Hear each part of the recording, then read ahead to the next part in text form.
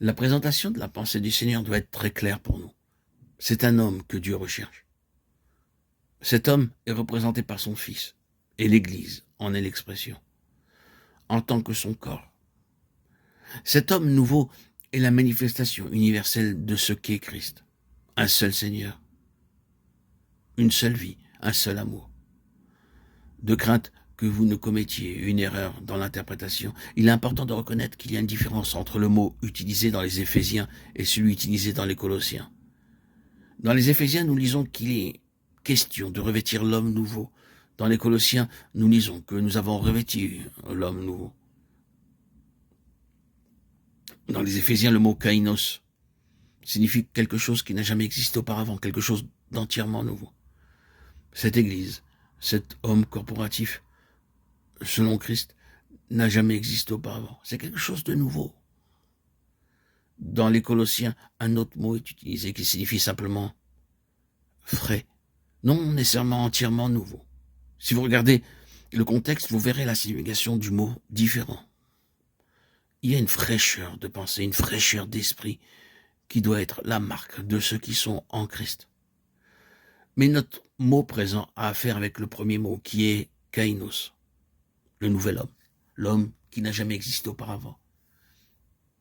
Il y a un vieil homme qui existait auparavant et il doit s'en aller. Voici un autre homme qui n'a jamais existé auparavant. Il doit être revêtu. Ce nouvel homme est selon Dieu. Cela nous ramène à notre méditation précédente. Dieu concevant ses pensées, éprouvant ses désirs et exprimant ses volontés. Toutes ces choses expriment sa propre nature et toutes ces choses sont concentrées sur un être créé appelé homme, créé selon Dieu. Éphésiens 4, 24. C'est une expression merveilleuse. Vous savez, comment nous parlons de certaines œuvres d'hommes et employons ce mot. Nous voulons dire que c'est une reproduction de ce qu'il y a de plus merveilleux. Voici un nouvel homme qui est créé selon d'après Dieu dans la justice. Que le Seigneur nous enseigne plus clairement la signification d'apprendre ainsi Christ. Marcher selon Christ, c'est marcher dans l'amour.